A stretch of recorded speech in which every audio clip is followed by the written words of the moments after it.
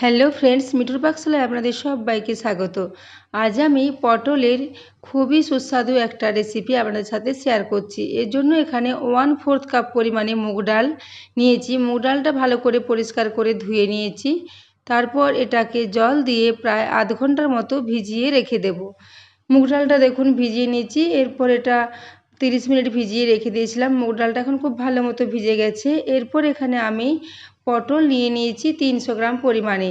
এই পটলগুলো এখানে আমি অল্প করে খোসাটা ছাড়িয়ে নিয়েছি, অল্প করে খোসা রেখেছি এবং অল্প করে ছেড়ে নিয়েছি।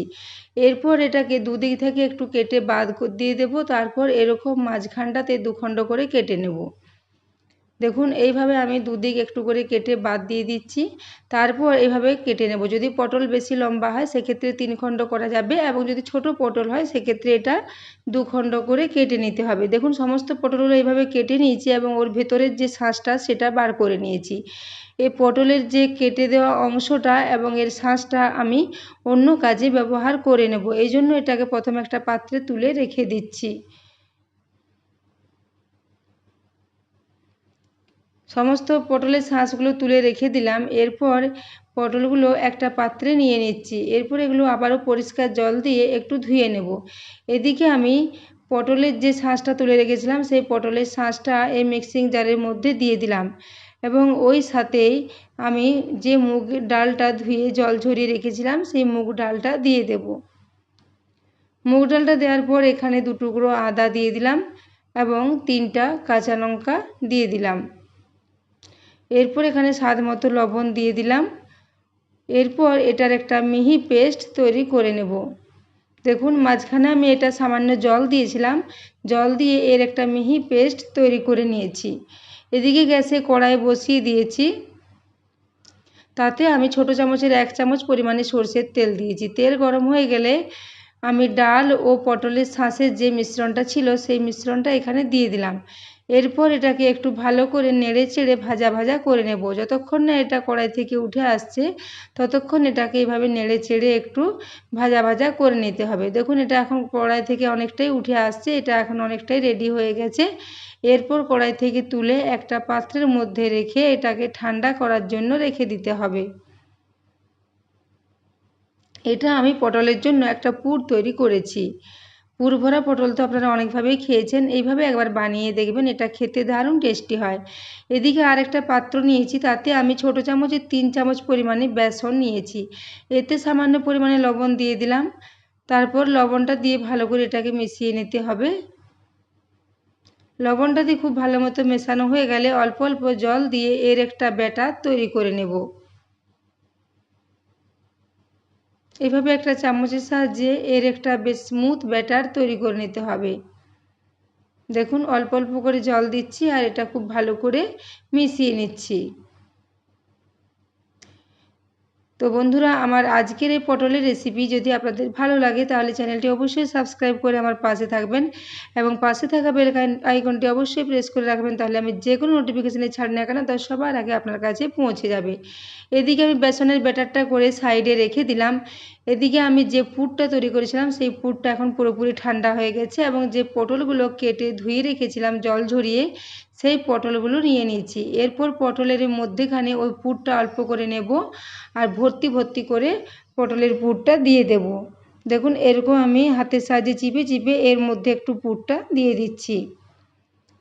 এরকমভাবে যদি পটল রান্না করা হয় তার স্বাদ খুবই ভালো হয়।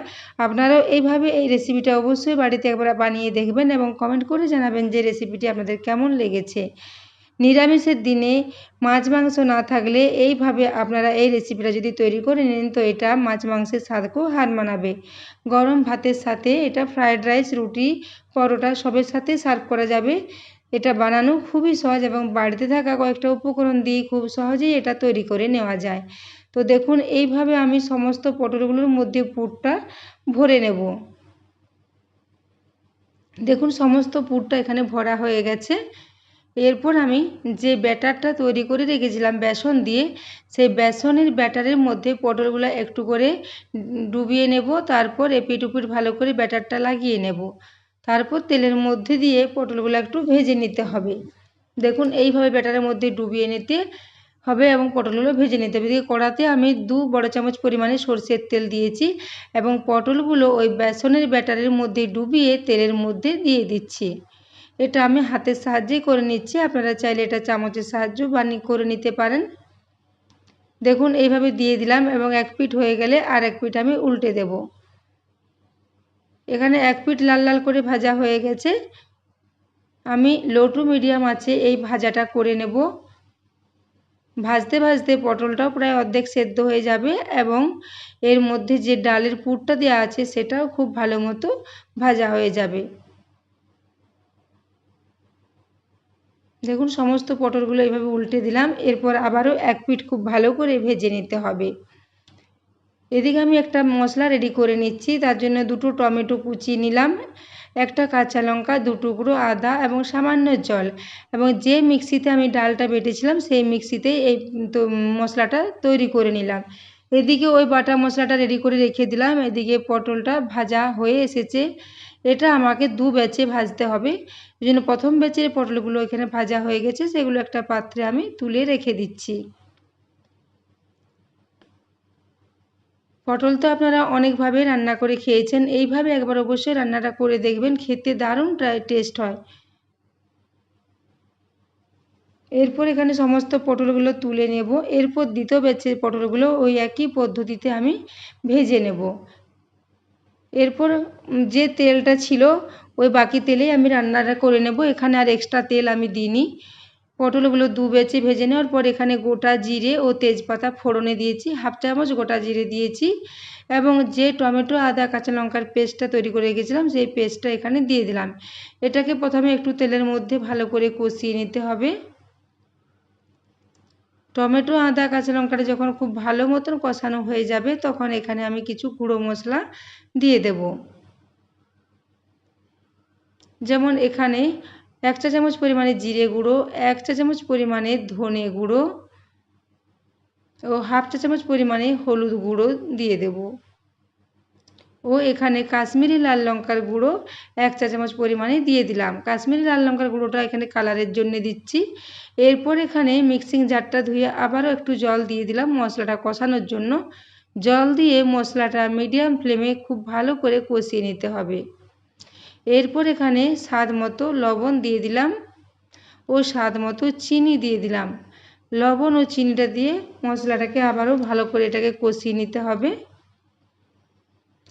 মশলাটা এখন খুব ভালো মতো কষানো হয়ে গেছে। এরপর যে বাটিতে আমি বেসনের যে ব্যাটারটা তৈরি করেছিলাম তাতে একটু বেসন লেগেছিল, সেই বাটিটা ধুয়েই এখানে আমি 2 কাপ পরিমাণে জল দিয়ে দিলাম এবং যে পুরটা করেছিলাম তার একটু সামান্য বেড়ে গিয়েছিল, সেই পুরটাও এই ঝোলের মধ্যে দিয়ে দিলাম। তাহলে ঝোলটা খুবই ঘন হয়ে আসবে এবং খেতেও ভালো লাগবে।